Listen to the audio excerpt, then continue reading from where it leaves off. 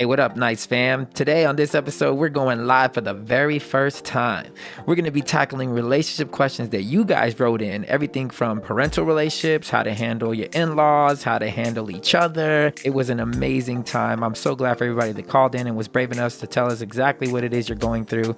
We do our best to answer these questions. We hope you guys enjoy it. Here is Nights at the Roundtable.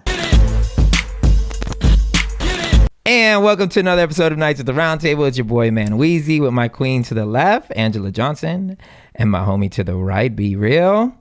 And we're doing our first live podcast tonight. Don't know how many people are watching. I can barely see the little eyeball, but I'm grateful for everybody who answered or who asked questions, because this episode is going to be based on relationships and getting advice for that, whether it's familial, so like things between your family, or whether it's things between your friends, or whether it's your boyfriend, your wife, your husband. Doesn't matter what it is. So we're extremely excited. We got some people that wrote in. Hopefully more people will write in. Ooh. We have some wine tonight. The other night I went to Bevmo and just like stocked up on a lot of bottles in the $10 to $15 range. I was just like, yeah, put them in the cart. So this right here is Cap Insula Red Blend 2015. I have no idea how it tastes. Did you taste it, or what did you think? Yeah, it's decent. Like it's a little bit.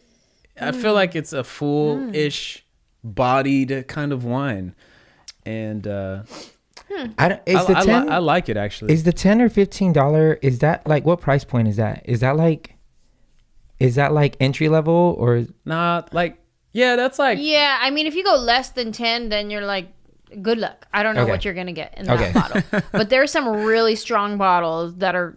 I mean, when I say strong, I mean like they taste good. That I get for like $12 all the time. Yeah. Beautiful. Okay. But like, I think $30 is like a nice bottle to me. Like 30 to like 40, I'm like, okay, whose birthday is it? Because this is not just Tuesday. Who is getting married? Yeah. I love it. Hey, I want to jump right into this episode because I already got like 5 people since we started who sent in questions. Dope. So I say we get at it. Y'all with it? Let's get it.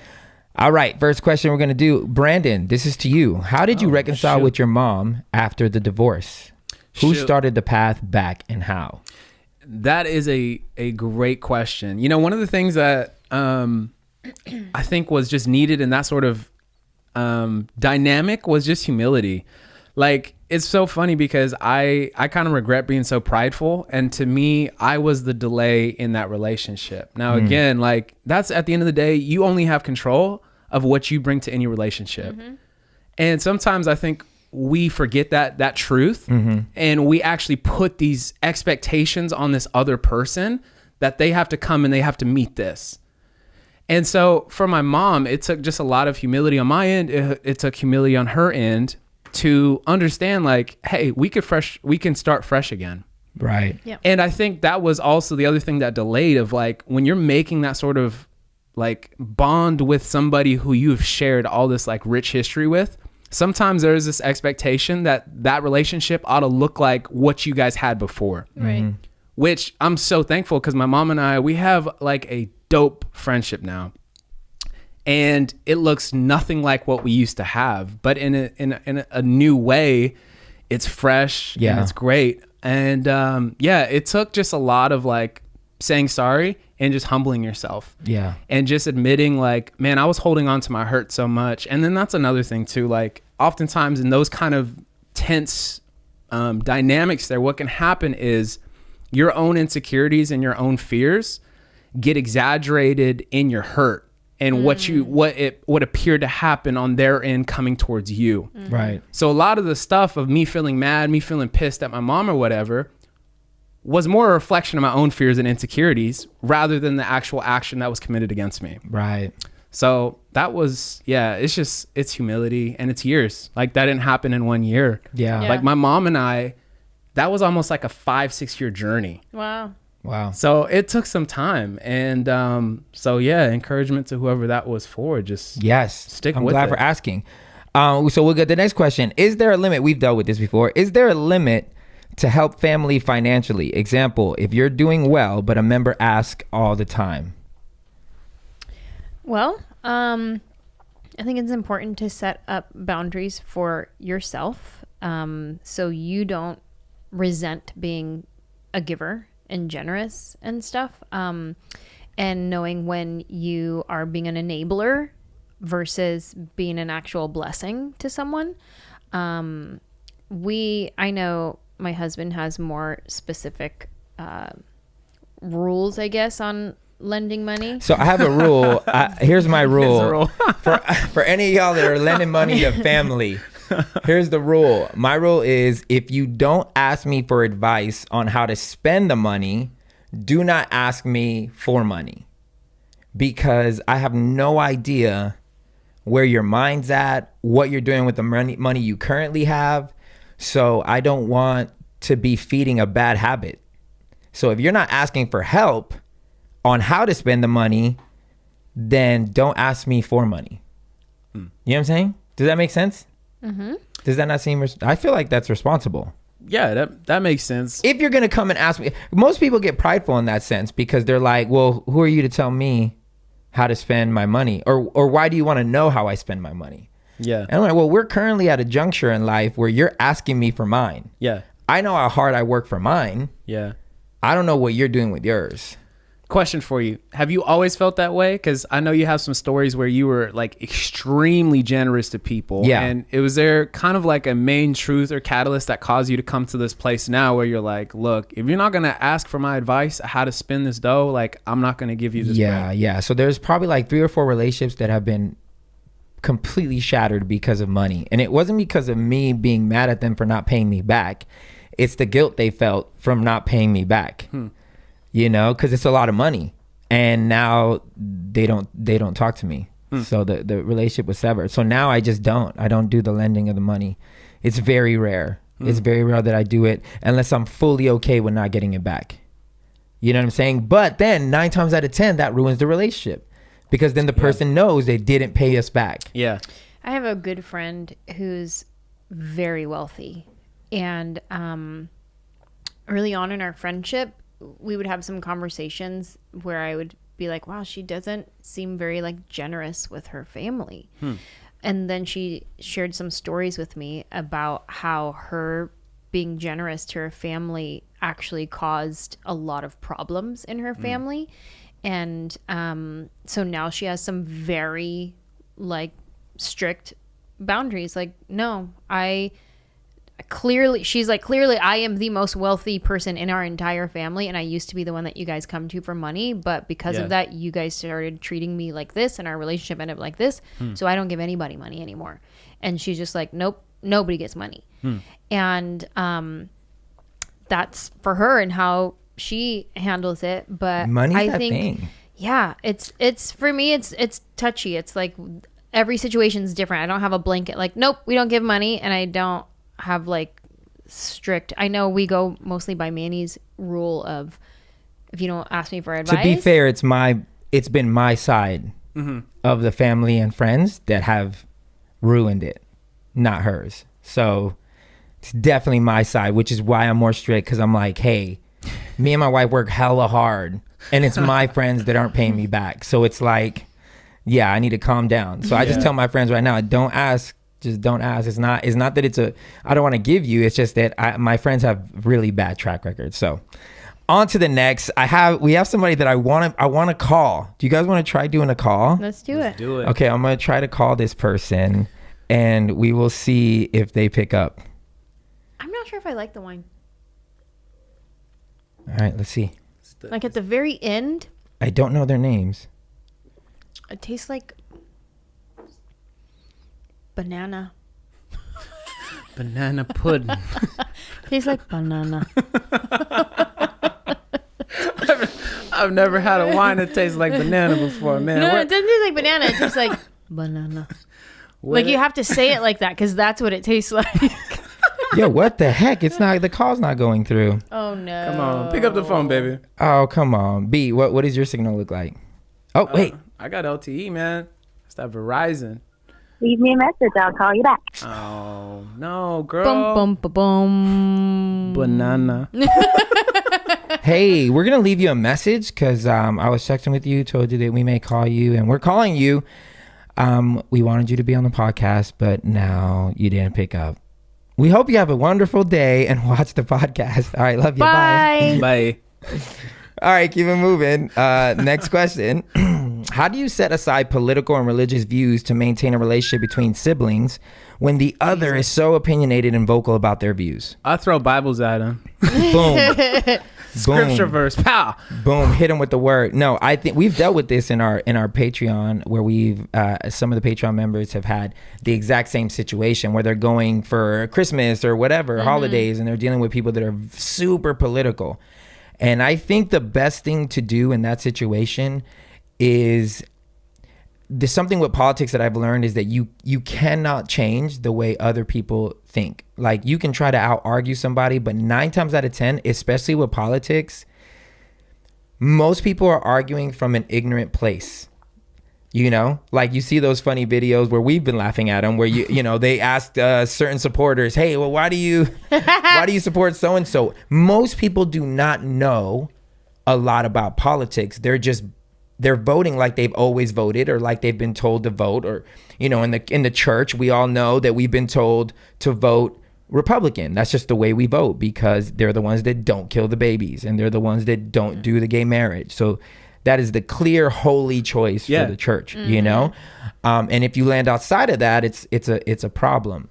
So I think the best thing to do is be okay with other people's ignorance or be okay with other people's opinion.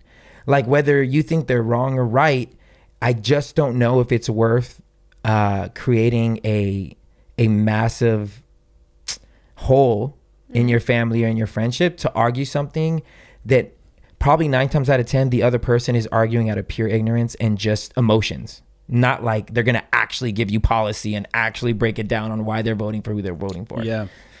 It's an interesting thing because when you talk about politics and you talk about religion, like for most of us, like most people, I'd say that's like a sacred space for them. Mm-hmm. So like, it's crazy because of how passionate these arguments get. Yeah. Like that's really just revealing how sacred the space is inside of them. And a lot of people derive their value and their identity from these two spaces. Mm-hmm. So it's interesting because in some of those, like you could present the greatest facts in the world that prove exactly what you believe and why you believe it. And still those facts wouldn't be good enough to change someone's mind. Mm-hmm. Right. So it's always interesting because it's like, hey, for some people, like politics and religion can be super things like they're passionate about. So it's like when you're getting in conversations, like you love to get on things that you're passionate about. And you're like, man, I really love this. I love learning about this. And so it's sometimes hard to be able to be like, put yourself in a space knowing you're not going to be able to talk about those things. And that you're just going to have to be okay with hearing some things that you know not to be true. But then at the same time, too, there's always this weird thing inside. You're like, but that's wrong. Like, I should say something. Right. And yeah, it's tough. Like, I feel like I'm a little bit lucked out because I feel like most of the people I'm surrounded around, we're kind of like, we're similar along the same path. I have a few probably that lean probably more right, more conservative friends. Mm-hmm. But even then, like during the season, it's one of those things where there's going to be a lot of relationships that need to be repaired going into the next couple of years. Sure. All simply because of what happened with this last president. Yeah. I think my theme of the night for all these questions is going to be boundaries. I think if you have a relationship with your sibling or parent, or whoever it is that you value and you want to have a relationship with them and you know they're completely opposite views politically or religiously, then you have to communicate boundaries. Like, hey, we don't talk about politics or religion. Like, I love you and I want to be friends with you. I love you and I want to have a relationship with you, but we can't talk about these things because that's going to strain our relationship and it's not worth it. Like, I just want to love you for you and who you are. And you have to have those conversations. And like, my dad is super conservative and I don't agree with him on any of his politics. One of my best friends, her dad is ultra conservative and they just had a talk recently, her and her dad, via text that was like, because they were asking him about like the insurrection, being like, so are you okay with this? You're proud of this? This is what you stand for? And he like replied to them and was like, no, I don't stand for violence. I don't approve of that at all. I think moving forward, we should not talk politics with each other. I love you guys, and you know, we should just leave it at that.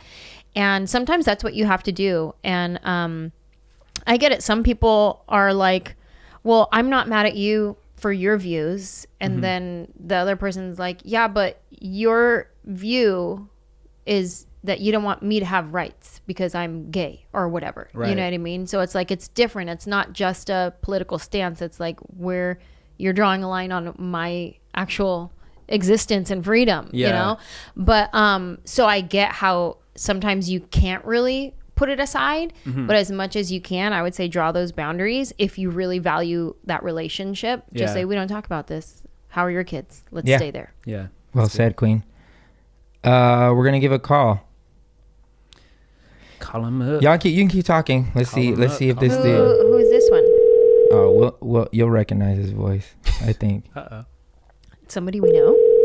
Yeah. Dad, is that you? This reminds me like the show Crank Yankers when I used to grow up watching. Yeah, this is Ted Brown. Hey there, caller.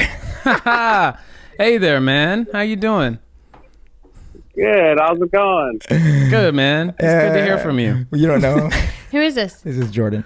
Jordan, you have really good questions, okay? And I'm loving. I'm loving. Jordan? Yeah, my this is Jordan. our Jordan.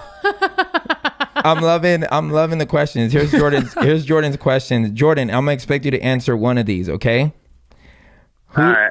You get to choose which one. Here's his 4.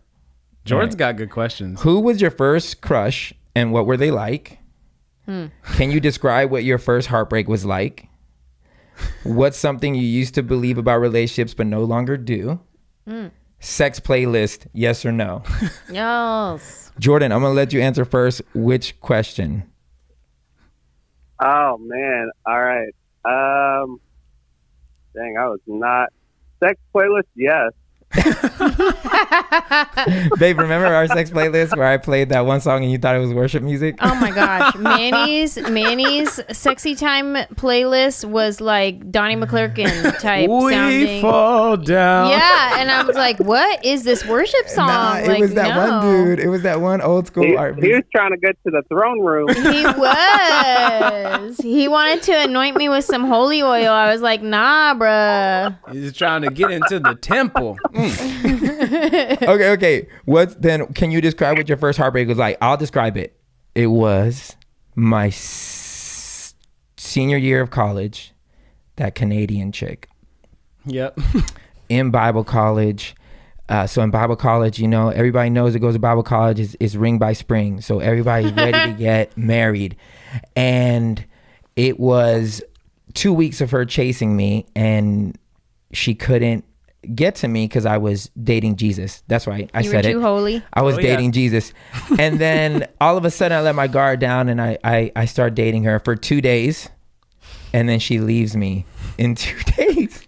So hard, bro. And I was heartbroken for 6 months. I couldn't get over her. 6 months it took. It was embarrassing, but I never cursed her. I only showed her love because I felt like God was trying to teach me forgiveness. And sure enough, a year goes by, next semester, she comes up to me and she apologizes and say, I'm sorry for what I did to you. What's interesting about that is Jordan, be thinking of yours because I want to hear this crap. I think about a heartbreak that I had. It was not my first one, but it's one similar to that where I dated somebody for a very brief amount of time, but it took me out. Like I was like depressed afterwards. And I remember my mom and my sister being like, what happened? And it really ended up being less about him and more about what I was learning about myself. And I felt disposable. We only dated for a little while, but he just disposed of me. And so I really felt disposable. And it was a lesson in my worth and my value and like what wasn't I enough of? What couldn't I? And so like I was really broken, but it wasn't about him. And everyone around me thought like, what was it about this guy that did this to her? And I was like, no. He was just the gift. He was the tool that taught me these lessons. So maybe there's a little bit of that in your 100%. situation. Yeah. I'm glad I didn't marry her. I'm glad I didn't marry her. It's not about her. That was you dealing with 100%. like your self-worth. 100%. Jordan, what's yours? Man, it would have to be, this would have been 2015. And I was in a relationship. I was actually engaged to be married. And it like completely fell apart. I don't want to badmouth, that person, but essentially, she wasn't who I thought she was. And so, we were 3 months away from like the wedding date. So we had just had all the like save the dates printed. We had the venue reserved, like everything. And it fell apart, and it was like ugly. And I remember literally the day it fell apart, I was at B's house. Yeah. I had like a conversation with her, and then I drove to B's house, and then that night it like ended. And I knew B knew like stuff was up with me because we were talking about it. And I just remember being so like angry and frustrated, but also kind of questioning myself. Like, okay, what did I do wrong? Because this thing, like, it's ending today. Like, I know it is. And there's no way of saving this thing. So immediately I went into like, what did I do wrong? And kind of looking very like introspective. But then later on, having people in my life help me to actually see the big picture, and not to say that I wasn't a part of it, because the relationship is two parts. But to see the bigger part, that there was just things on her end that were not acceptable, Right. Yeah. Eesh. Man. Dodged a bullet, bruh. Yeah. I really did, because I'm married to this dime piece that is dancing right in front of me right now. Fire. Let's go. Sex playlist, yes. Let's go. Booyah. I don't got just one. It depends what kind of mood. No, I'm just kidding. I'm completely kidding. Freaking love you, Jordan. Thanks for calling in. I totally forgot that I don't think the live people can hear our conversation. Oh, no way. But they'll hear it when they rewatch. Yeah. Hey, Jordan, love you, bro. Gotcha. We'll talk soon. Hey, love you guys. All right. Later. Yo, my first heartbreak was in 7th grade. This was like the kiddie pool of love, like you're like, you start getting feels. Like, it was like my first crush. Her name was Ashley, and she lived in Vegas. And at that time, like, I was in Vegas like every other month. For what? My dad was speaking at like this one church there that's pretty well known. And I had basketball tournaments in Vegas all the time. So found this little cutie with a booty and was like, yo, what's up? What's good? And so, it's like back and forth or whatever, and it's feels, and like, you're just in this kiddie pool of love. Like, you haven't experienced those kind of feelings before of like, ooh, I'm sprung, all this sorts of stuff. And it ended up I remember I was at the airport flying back home. And now, again, this is funny because I'm in 7th grade. I'm at the airport. I'm flying home. She calls me on my phone. And she was like, hey, like, I've really been thinking about things, and I think it would be best if we were just friends. And my heart was broken. I literally did not eat for like a couple days. I was so torn. And again, it stung because I never actually really heard those words again from somebody else. And again, I wasn't even in a ton of relationships, but it was the only girl that like really broke me in that way, where it felt like it was my ego that was bruised, because it was like, I can't get you back. Right.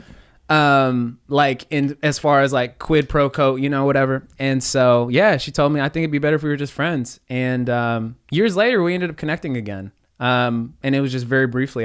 We were both in college, and I was at Berkeley, and we were playing Arizona State. And she hit me up on Facebook at the time, was like, hey, I'm coming to see you play tomorrow night. And it was like all these emotions got stirred back from 7th grade. It was like, oh my God. Oh, you're coming to watch me play. Man, look at the irony. You're about to see what you lost. But that heartbreak, man, it was the first, what happened, it was the first big blow to my ego. Yeah, that's the thing. And that's what it is. So. All right, this next one, I was going to call her, but she's at the park with her kids. This is all happening live, y'all. And so for those of y'all who we're actually making phone calls, if we go silent, it's because we're listening to the phone call. But the awesome part is you're going to get to hear the phone call when you play it back. So that'll be awesome. So this person had a good question. So she said, my husband started our business. Although this is his dream, as his wife, I chose to stand beside him and dream with him. With that being said, let me give you some context. We have 2 kids, 5 and 3. I am a SAHM for the last 6 years. Does anybody know what that is? SAHM? No. Okay. Stay at home mom. Stay at home mom. Wow. Good job. Good job. I'm a Solved stay at home that. mom for 6 years. My husband. So stupid. My husband also. Saham. Babe, we don't use this terminology. Banana. Wait. My husband also works. He's daily 9 to 5 on top of our new business, which means I'm with the kids 25/8. Oh, I see what you did there. My question is, how do you support your spouse's dream when it means putting your life on hold? Oof. That's tough. You know, I am a dreamer, so this hits me because I don't think I put mine on hold on purpose. There have been times in me and Ange's marriage where a dream was on hold by, I don't know if choice is the right word, but when my ministry kind of fell apart, the group 1 thing, when we met, I was in group 1 touring the world. Everything was gravy. I guess like 4 years in, it ended. And I was basically kind of unemployed, but not really.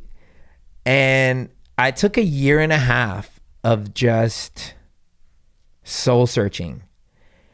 And I think, speaking as a husband, the best thing that Ange did for me was that she never pressured me to go walk outside of my purpose.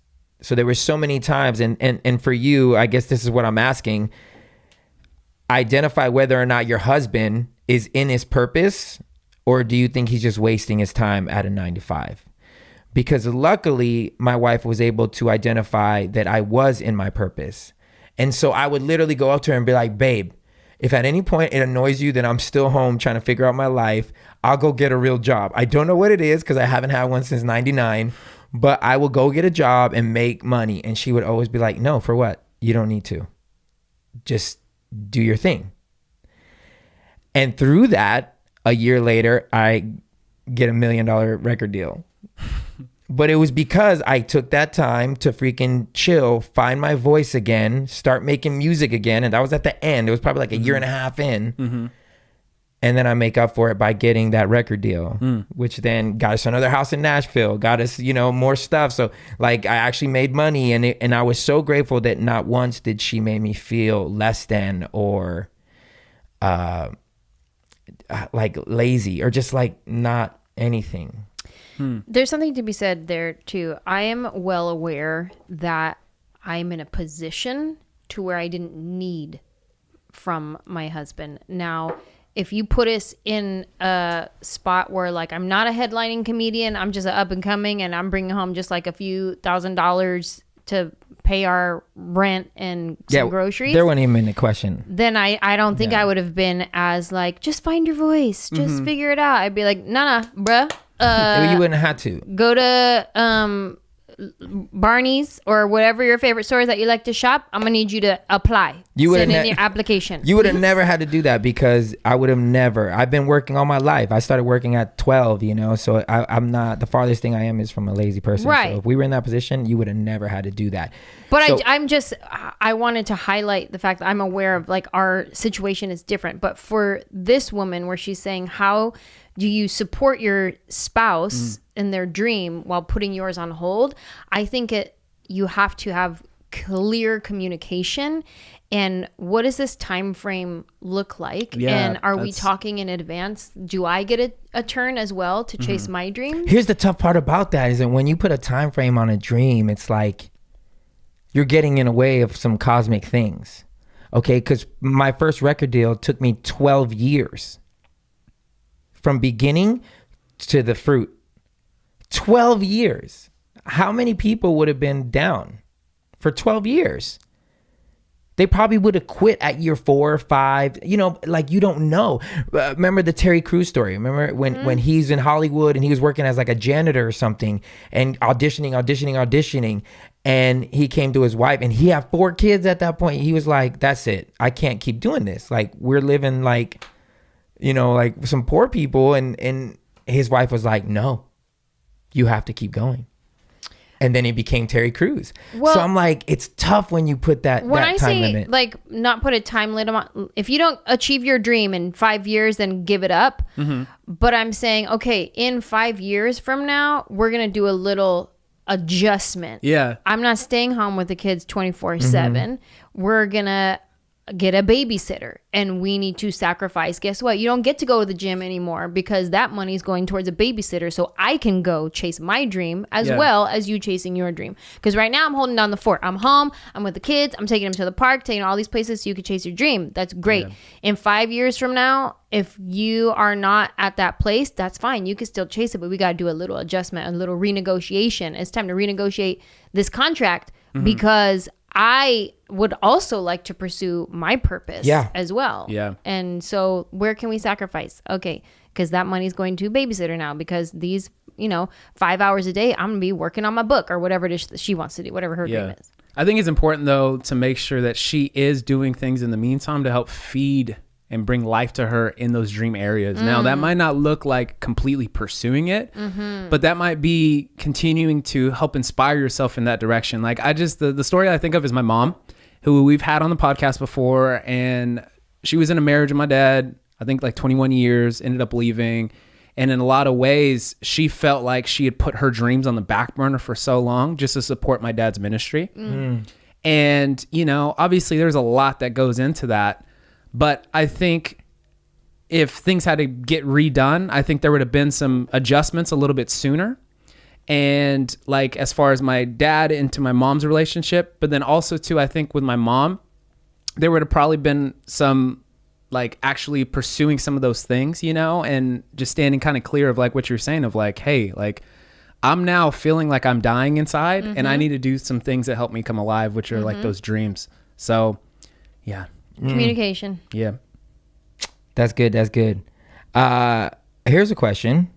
How do I deal with my partner I truly love so much? Her depression and anxiety is affecting our intimacy. We've been together for 7 years. I know love is there. It's just physical touch isn't there. Yeah. Wow. Well, communication is my first thought. And sometimes it's not as easy to communicate these things, but that's where therapy is very helpful. And I would ask this person, is your partner in therapy to work on this issue? If you have communicated to your partner, hey, I would like more physical touch from you. I would like more of this intimacy. That would help fill my cup more. And if that's what this relationship is about, you fill my cup, I fill your cup. So that way we always have a full cup, because I pour myself into you, but then you pour yourself into me. So now we're both full all the time. So if it's that, and you have expressed to your partner, I would like more in this area, and your partner feels stuck, like I can't give you that, I don't have that to give, what partner can you do to work on that? Is that therapy, going to see a therapist? Is that meditating? Is that going inner healing? Like however you achieve that kind of healing, are there any kind of steps being taken to help this area? So it's like grace on both ends, which you and I have experience in that, of you having grace for me as I figured out my sexual trauma from the purity culture, from just my own insecurities. And Manny would express to me his desires, and I always just like, well, I'm tomboy, I'm this or I'm that or whatever. And you have to get to a place where you actually do the work to help your partner and your current situation. Yeah. Well said, my queen. Yeah. I just got a text message from the person that we try to call first. For the live streaming, you probably won't hear this, but rewatch the episode so that you can hear what's going on. Let's see if she picks up. She's been texting back and forth. Let's go. Pick up the phone. It's a great Travis Scott song. Hello? Hello? Hey, Hello? Hi. we got you. Hi. What is up? What is your name? You can call me what my boyfriend calls me, What? which is not my name. Okay. He calls me Big Butt Becky. Big Butt Becky. Your boyfriend calls you BBB. Okay, I'm with it. Triple B. I'm very interested in your question. I'm gonna read it out so that the people that are watching can hear the question, and they won't hear the answer, but we'll kind of do a recap. And so you said your boyfriend of 4 months is very interested in meeting your family. Oh, isn't very interested in meeting your family, right? Because y'all are both divorced, post divorces, right? The only people that care about meeting him is your family, your mom, your brothers. But y'all don't want to do the family meeting things. I'm assuming it's because you probably think it's too early. Yeah, like, we think it's too early. But your family wants y'all to meet. I've met his family by coincidence, Ooh. and yeah. I can see where And that can get. Right. So my mom is like, you met his family, why can't he come meet us? I'm like, because you're the only ones who care about it right now. His family didn't even care about meeting me yet. Like, it just so happened. I can see. It was like an accident So- that you guys like ran into each other or something? Yeah, kind of like, I was hanging out at his house, and he had to go to his mom's to grab something, and I went with him. It was not a planned thing. Sure. And his mom was there, and yeah, so now my mom is sort of like, you've been together for 4 whole months, and I just need to meet him. And Mom, I love you. You don't. Chill. Let me ask you something. Are you Spanish? Are you any kind of Latin? No, Okay. What's your I'm background? not any kind of. My background, Yeah, your ethnicity. I'm curious. I'm just white. You're just white? Damn. I thought you had some Latin in you. That seems like a Latin family thing. Big Booty Becky. Right? I have a couple questions. Yes. Why don't you want your mom to meet him? Not like why doesn't he want to meet your mom, but you specifically. Why do you not want your mom to meet him? She's already got a bias against him, I think. Ah. Okay. She has a bias against him. Because, yeah, I think she already has like an idea of who he is in her head, and I don't think it's accurate. And I think she needs to work through that before she meets somebody I care about like this. Sure. Gotcha. That's funny because Ange's mom had not a bias, but she felt a certain type of way about us because we met really quick, and she wanted Ange to slow down too. Okay, so your mom you think she has a bias, but she hasn't communicated. Yeah. That's just what you think. So you think she has a bias. Well, she's communicated it. That's Okay. how I know. Okay, so your mom has a bias. Yeah, she done But- told me. Do you think that if you were to have her meet him, that could squash the bias so she could see he's not who you think he is? Or are you scared that her bias is correct? Because let me tell you something. My mom was right 99% of the time with the people that I was dating, and I kept them from her because I didn't want to hear her tell me the truth about who I was dating. I think that I think she's wrong. I know she's wrong, but I think she is charging my boyfriend's account for the mistakes other men have debited. Got you. I can see that. And it's not his fault. Yeah. No, I get it. And my mom is I get what you're saying about the Latin thing because my mom is very Mediterranean. I grew up in Europe. So Got you. we're white, but she's very Mediterranean. Right. So yeah. I can see that. Look, at some point, if this person's important to you, you're going to have to rip the Band-Aid. You know what I'm saying? Because it's either that or just never kick it with your moms. It's like one of those things. That can happen. You know, and more importantly, though, you kind of want your mom you want her to be wrong. You know, and it's not that like your boyfriend needs to do like an act, but if this person is important and you see him in your future, I would just be like, if I was him, put it this way, if I was him, I would want to go meet your moms. Not for any other reason, not that it's saying more than what it should be saying, because obviously you've only been dating for 4 months. But I would want to meet your moms just for the fact that, yeah, I would love to show her that I'm a good dude, you know, just to make your life easier. Does that make sense? Not so that I can try to prove that I'm some good dude, but just like, okay, well, I know that you love your family, and because you love your family, let me just go over there and let me just put their doubts to rest.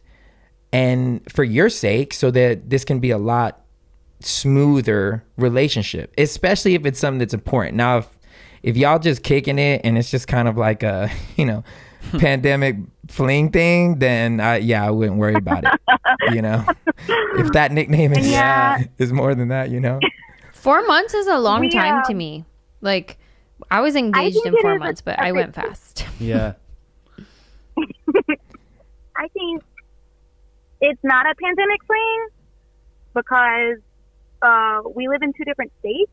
So to see each other, one of us has to drive 2.5 hours, and I'm the one who generally does the driving. And that's something that my mom is like, that seems like a red flag if you do the driving all the time. What's his name? His name? Yeah. Code words. His name's Franklin. Okay. Franklin. Why, you know him, babe? Or No, I'm just thinking that like, hey, if she's doing most of the driving, then what I'm saying is, do you have a nickname for him? Because I have an idea for one. Well, tell me one. Okay, so he's calling you Big Booty Becky, so you need to call him Gas Money Franklin.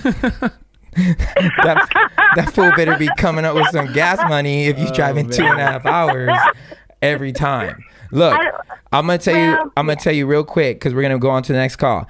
I think if it's important, I think that he should go out of his way to just meet him, put everything to rest, and if after she meets him, she's still just biased, then at least you'll have that to tell her, hey man, like, we tried, he came over here, he was very respectful, very kind, wanted to meet you, you just don't want to like him, and that's fine. Yeah. But now you won't be wondering why we don't come over here or why he doesn't want to, you know, hang out. You know what I'm saying? Yeah. That would be the best advice. Just rip the Band-Aid off, have him go over there, and yeah, the other thing too I was thinking about is, like, your mom obviously has this idea of who she thinks she is. The only thing that's going to trump that idea of who she thinks is her experience of him, right? Correct. Experiences are the only thing that could trump ideas. You communicating this idea of who he is and how good of a guy he is, she could continue to pigeonhole that thing. And it's not until she's actually exposed to an experience that idea can actually be replaced with how you know him, right? You know? Yeah. So I agree with Manny. Well said. Thank you so much for being on the call. We appreciate you. Thanks for calling, you guys. Of course. Thank you. Great advice. Good job. Too. Let us know how it goes. Triple B. Hit me back and let me know how it goes. BBB. You got it, Manny. All right. Have a good night. Bye. Okay, Queen, there was another one that was for you, which is actually quite personal. Ooh. Mind your business. Whoa. Okay. I love you guys. I have a question for Angela, and I hope I'm not too late for questions. Have you ever felt neglected by Manny? And if you did, at some point, how did you deal with it? Every night when I go to bed. Just kidding. And I say, babe. Are you coming to bed? Are you coming to bed? After this episode. After this movie. I'm watching a movie. Yo, because Ange be trying to go to bed like at 8:30, man. I'm like... But I don't want to like go to sleep at 8:30. I want him to come cuddle me. Come spend time with me. And he'd be like, babe, but I'm watching my show. And I'll be like, can you, for once, choose me over your show? And I get real dramatic about it. Oh, my But in real talk, have I ever felt neglected? Yes. No, I think we communicate very clearly our needs, and I mean, and it sounds like a silly thing, like the can you come to bed? But every now and then I get serious about it, and I'm like, no, for real, like, come and connect with me. Like, we don't have to do sexy time, we don't have to do nothing, but just come be with me. But I'm unwinding, I'm doing my thing. I understand that. But just choose me right now. And it's a very simple thing. That was more back in the day. Now, even to... Do you mean Tuesday? No, because even now when you say come be with me and I'll be like, babe. But even at this house, I've been turning out TV and just coming. Like, yeah, it's like maybe once or Like twice that I after stayed episode. outside. Yeah, like I'm not just staying outside because then I'll walk in and you'll do the to what do I owe the honor? I do that all the Because time. I be coming in. So When he finally comes to the bed and I see him walk in, I go, oh, excuse me, to what do I owe the honor? okay, your sex life is bad, not just mediocre. It's terrible. Oh. You just don't seem compatible in bed at all, no matter how many times you've tried. Do you end the relationship? I mean, are you married? Or I need more backstory, but Okay, let's give both examples. communication. If you're not married, obviously, you can. But okay, okay. This is the thing. There we 'cause go. Remember, we had the conversation before at one of the like season 1 where it was like being a believer now, right? If say you died or I died and you had to go back out into the market, or Maddie Boom Baladi died. If somebody died and you had to go back out there, would you be abstinent before you get married? Hell no. And we were all kind of like, I don't know. Sex is a really big deal. We'd want to know what's going on. You know what I'm saying? So Yeah. what if you have your partner and you love everything about him, but sex ain't popping? Work on it. Let's figure it out. Let's try some toys. Let's She try said, some. no matter how much you tried, it's not compatible. I wonder how long that is. Yeah. Yeah. So is there a time frame? Yeah, I mean, for that time frame, it would probably be different for different people. Like, if you've been in this relationship now, and we're crossing that yearly, 2 yearly mark, and it's like everything that we've tried to do to improve our sex life hasn't helped, and it's still terrible, and You you might still not be love, the one. yeah. I don't know. Like, to me, that's like, But think about it. What if everything else is freaking dope? They're your best friend. That's it. Yeah, that's you a- be besties, and But you want to be with that person. Like, you legit, okay, let's be honest. Most of the time in a marriage, you spend way more time being normal friends than you do having sexy time. Way more. Like, it's not even close. We're all married here. We spend 95% of the time doing normal life stuff, walking dogs, meetings, jobs, Choosing what we're gonna eat all for this dinner. stuff. What we're gonna, Yeah. so many things, and then this 5% of the time is carved out for intimacy, and it's not like bad. It's just that you have normal jobs, which are 8 hours. You have kids, you have all these things. So most people have to attempt to plan intimacy, right? So would you give up 80-90% of awesomeness because of this other half was struggling, or do you write your own rules? Which is, I'm laughing because I'm watching Sex and the City, the movie, part 2. And in this one, Mr. Big says, hey, and I thought about this because it was funny. I feel like this is something we would do. He goes, she went to her old apartment for 2 days to work on writing. And she got so much done in those 2 days. And he was able to stay home and do his thing. So he had the idea of, hey, why don't we make this a thing? We both pick 2 days during the week where you go do whatever you want. I'm gonna go do whatever I want. So we don't have to force ourselves to do things that we don't want to do. Like, he just wants to sit and watch TV. She wants to go write. She wants to go be with her friends. 2 days, you do you, I'm gonna do me. And then the other 5, we're together. And in the movie, she's like, we're grown. We can write our own rules. Like, we don't have to follow what society says. So in this predicament, do you write your own rules or do you write it all off? it really depends on how good that 95% is. Yeah. Is it worth it to, this 5%? I mean, can you help yourself? And is that going to be all right? Like, you know what I mean? Like, what works for you? Yeah. It's okay. So a little bit like that 5%, although it's like a time elapsed, what that 5% though means for the whole is more than 5%. So to me, it's like Maddie and I, we just passed 4 years. So we're still kind of like, we're newlyweds, right? But like, to me, that's been the thing that's helped deepen our relationship on a whole nother level. Like, if that wasn't there, a lot of the other stuff we would do would be amazing still, but that adds a whole nother layer to it. Sure. You're So I'm right. thinking like, yo, I could, like, if that wasn't that, and say we're dating, like if we were married, hey, I'm going to do everything I can. I promise to like fight for her. She's going Right. to fight for me. We're going to try and work on this. But say we weren't married. Say we're just like, yo, this is a dope thing we got going on. And if it was bad, it would be one of those things where it'd be really tough to be like, man, what you were saying, like, I just think like, then that's a really best friend that you have. Mm-hmm. Okay, but take it one step further. What if somebody got in a car wreck and they can't perform? Well, we rewrite in all kind of rules. No, but I'm saying what does that 5% now mean then? Like, does your penis not work? Yeah, like you can't function, or like this woman that was talking about the anxiety. Mm-hmm. Yeah, I remember that. Like the person's trying to fight to get healthier, but you know, a lot of men have this problem, like for whatever, you know, impotent, is it impotent? Or Yeah, erectile dysfunction, Yeah. erectile dysfunction. And it's not like they don't want their junk not to work. Mm-hmm. But what if whatever it is, they're fighting, they're going to therapy, they're doing all this stuff, but their junk don't work? Do you then bail? Or do you come up with a new rule? Do you know? Is it Lucky Tuesdays and he gets to, you know, you get to go be with somebody else and the guy's okay? You know what I'm saying? Like, I don't know. It's That's tough, because to me it's different situations now. Like that bad sex, because you can't help it. Like there's nothing that could actually change or work on that in that sort of situation. That's different. That's just like, it's tough. but the like, bad sex, it seems that what they're saying is they're not trying. Oh, because it says they've tried everything, which means both parties are fully committed to trying to make this thing pop. But for whatever reason, it's not popping. I think about really big dudes that are with really small chicks. You know what I'm saying?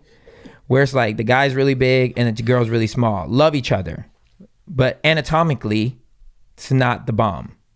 I feel like in this situation, if you've tried everything sexually and it's not working and it's actually now starting to affect your relationship, maybe you are just best friends. And maybe that's Sheesh. it. yeah. All right. Maybe you're just best friends, or maybe you're an open relationship and we have an understanding. I love you and everything about you and I don't want to lose you. So go hook up with this person so you can get satisfied and fulfilled in that area. I don't know. Maybe some people are okay with that. And if that works for you, that works for you. So maybe that's something to consider. Or maybe you guys are just best friends. Well said, Queen. I'm not even gonna be mad at that. Okay, so this other one, how do you and Angie handle issues with family and you both disagree or don't see eye to eye? Example, and I'll open this up to everybody. Say your wife feels a family member is being rude or not nice and you disagree. Do you stand in solidarity and have her back, or just talk to her, tell her sorry, but you don't agree? Does that make sense? I got lost there for a second. Yeah. Me too. Okay, so she's saying like, what if, okay, so we've had this issue where a family member may be a certain type of way with me, and I come to you and I say, yo, this person is being this way. If you don't address it, we're gonna have problems. So she's asking, do you defend me and stand in solidarity with me, or do you tell me, I don't agree, or you take your family's, you support your family instead of your husband? What have you seen in that with us? With me and you? I've seen both, depending on what we're talking about. I've seen times where initially you don't know why I am the way I am. Like I remember when you were not upset, but you were kind of like feeling a certain type of way because I would retreat. Like we would go have family things and I would retreat and kind of be solo dolo. And for a while, and she would get upset about it. And then finally we got into it one day and I told her, the reason that I retreat is because I noticed the way you and your family like to make fun of each other. Like they're all really quick, really smart, really like very good at making fun of each other.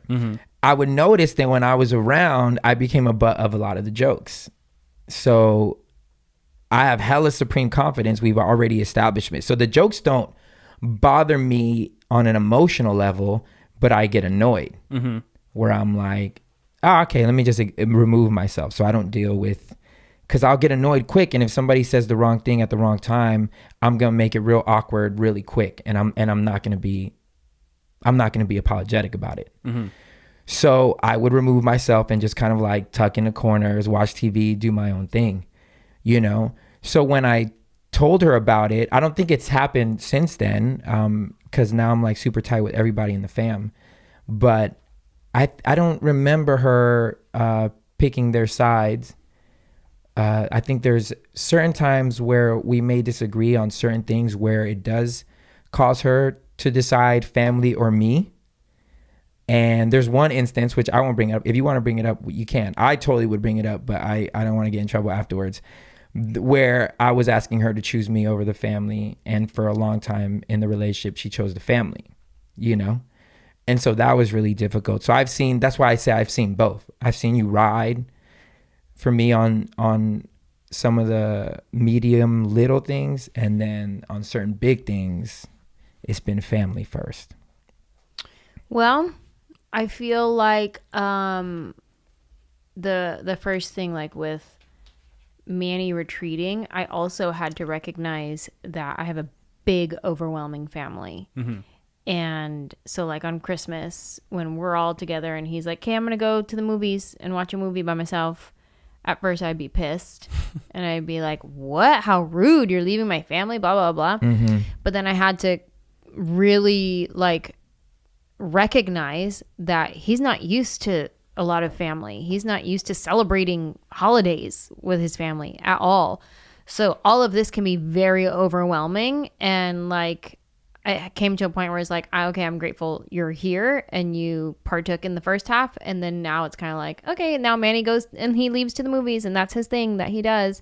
And it's like an understanding that we have. But at first that was difficult for me to reconcile, because I was like, no, this is what we do. We start early in the morning and we're here till the night, and this is how we do it. Yeah, family is tough because you wanna defend family, but with me, I always defend Ange. Like, I don't know if there's ever a time where my family made her feel a certain type of way, but it wouldn't even have been a problem. I'm going Ange first no matter what, because I'm amazing is what it is. No, because I understand the order of things. Like, because like once I made that commitment, it's like Maddie was and is the most important person in my life. Has to be. So it's that family trumps the other family.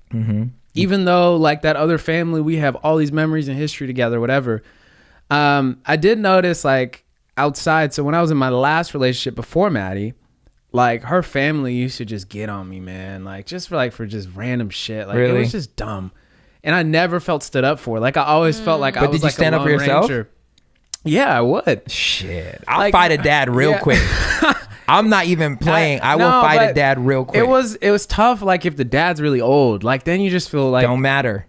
if he's old enough to run his mouth. What, Brandon? Tell us. He's already falling apart. Like I don't want to add to that. Like my man, but yeah, that became a thing actually in the relationship. That was like one of the things that contributed to me saying like, yeah, this is done. This is not going to work. Yeah. Was because I always felt like, and I kind of projected it too. Like I'm thinking, if we're just in boyfriend, girlfriend type relationship and you don't have my back now, like in these situations where it's clear I'm very right, I'm in the right place, like I don't think this is going to happen. You ain't really here for me. Yeah. But again, I get it, because obviously I'm not in her life anymore. She's not in my life anymore, and she still can stand with her family or whatever. So it kind of depends too on like what it is. It's like, codependency for me.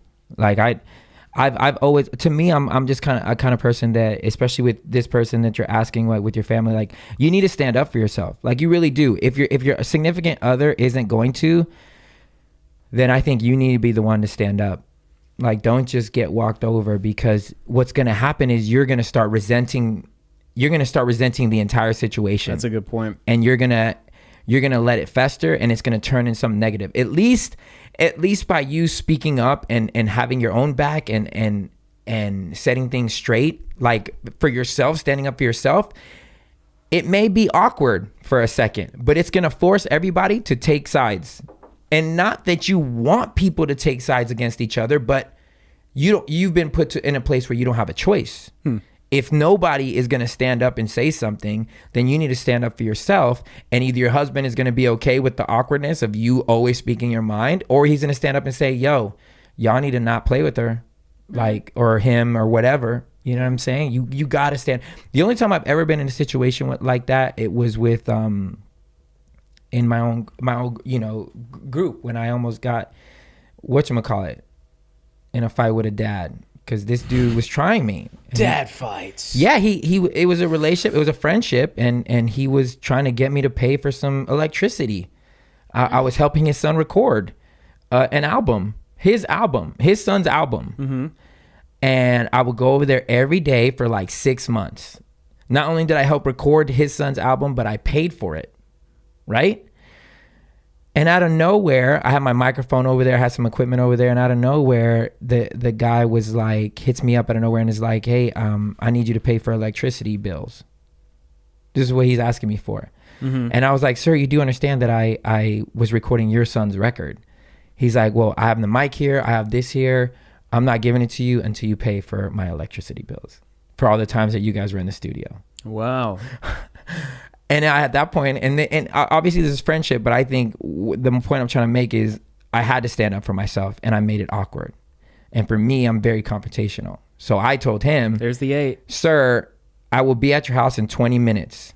You haven't known me pre-Jesus, but you're about to meet the pre-Jesus me. If you do not have my microphone outside waiting for me, I'm going to knock your ass out. If your son gets in the way, I'm going to knock his ass out. If your other son gets in the way, we're all fighting. And I'm saved at this point. But I literally told him, please test me on this. See if I do not show up in your house and you try to keep my mic from me. Watch how you will see the old Manny.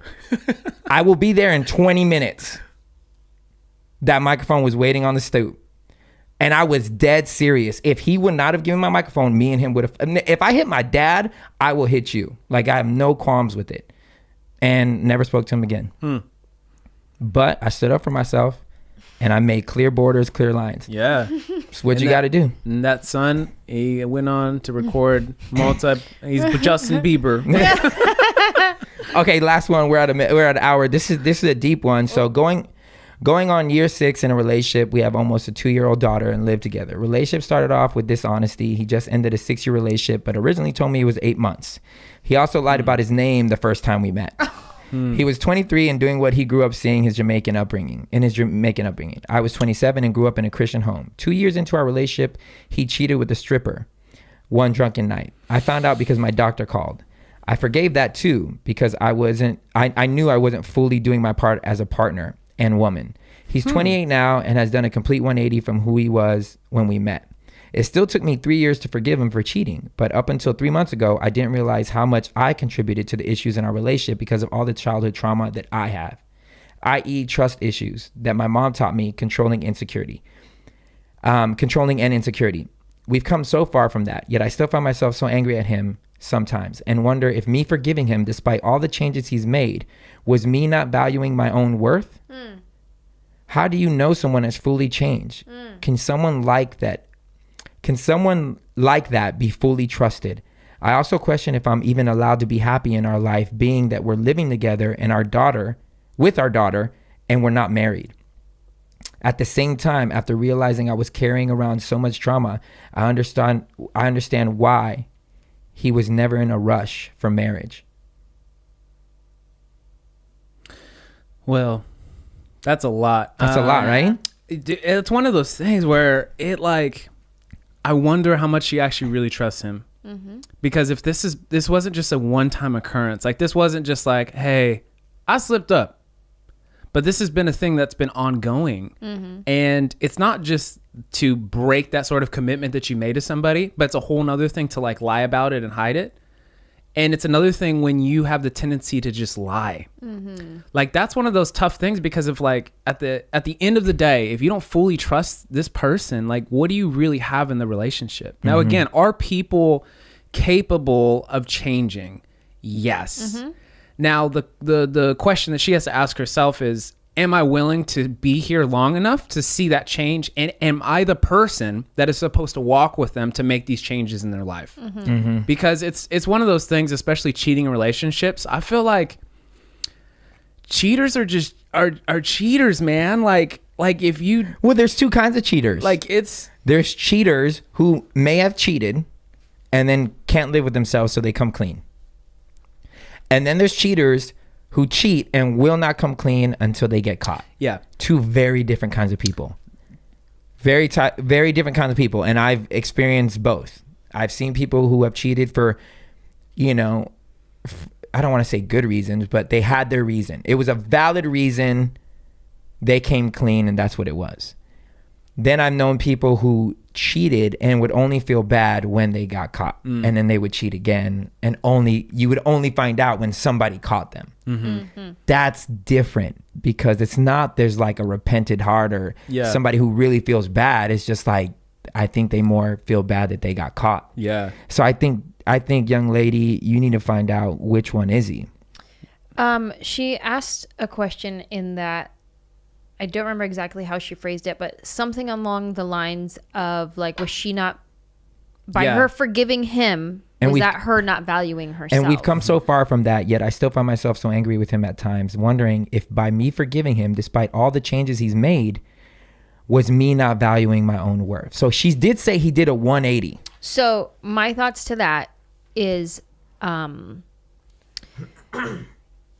if he really has changed and you see it and it's visible and the proof is in the pudding that he actually has done a 180, it's not he's telling you he's done a 180, but you see it yourself that he's done a 180, then I think you choosing to forgive him is not you not valuing yourself. That's you being a participant of this relationship and trying to make the relationship work. And sometimes we sacrifice in different areas.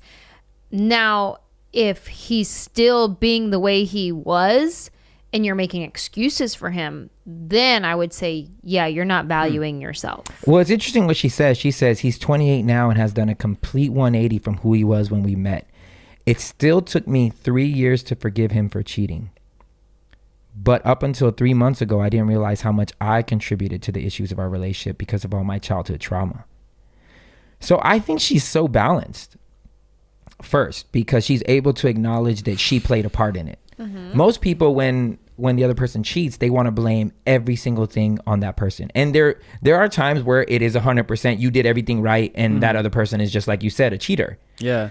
But in order, in a lot of situations, it's good to know that she can see, I played a part in it too.